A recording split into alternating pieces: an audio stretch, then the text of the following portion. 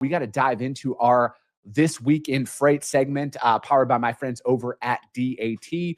And today is going to be a flatbed. And this is all viewer submitted. Like I have always told you guys, if you guys want this, if you guys want me to help you assess your lane and kind of like what goes on out there and look for that pattern recognition, I need you to email my team, podcast@TheFreightCoach.com. All right. All I need is a shipping city, a delivery city, and an equipment type. All right. Data leaves clues. All right. And a lot of these lanes kind of perform the same throughout the year. And we're here to talk about that. And this one today, you guys, is going to be Sacramento, California to Salt Lake City, Utah.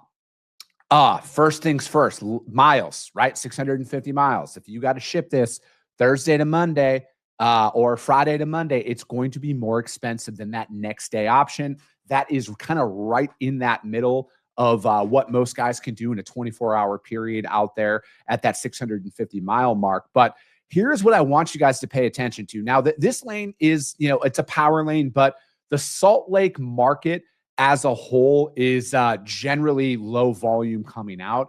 We got a lot of, we run into the Salt Lake market pretty often. So a lot of the carriers that we are booking, they go to Salt Lake, they have that outbound freight out of there. But historically throughout my career, going into the Salt Lake market has been a more expensive one because outbound freight is just kind of sporadic out there. There's not a ton of volume, compared to other markets that you see. So those are one of those things you want to take into consideration as you're going out there and bidding freight in there, especially on flatbeds. But here's a couple of key data points. So if you look at the 1 year, historical market, it was pretty much sitting right at $1,900.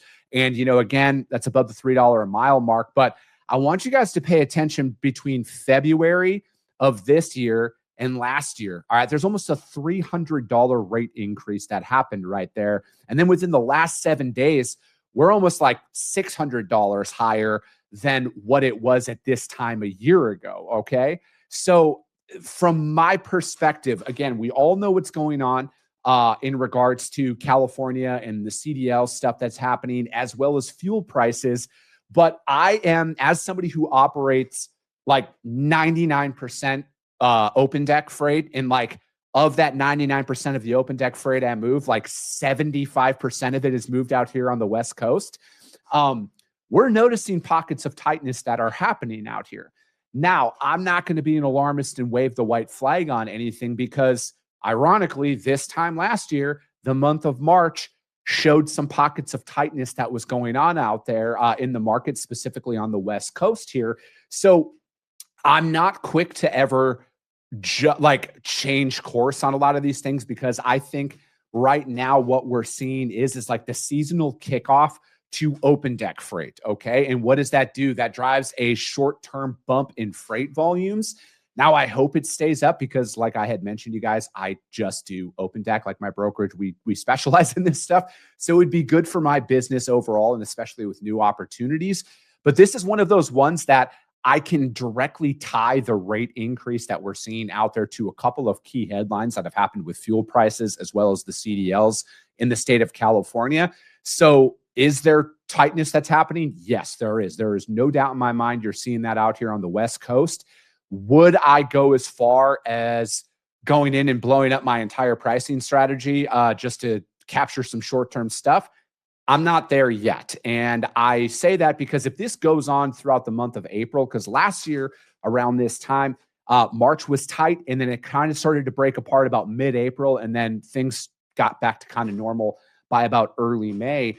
And I think that at times where and especially right now, when this market has been kind of dragging along for as long as it has, it forces people to want that knee-jerk reaction to be like, everything's all great, the sunshine, gumdrops, all of that stuff. And especially when you see it all over social media, you want to go in and think that you need to do it. I'm not going to tell anybody what to do. I'm just letting you guys know what we do.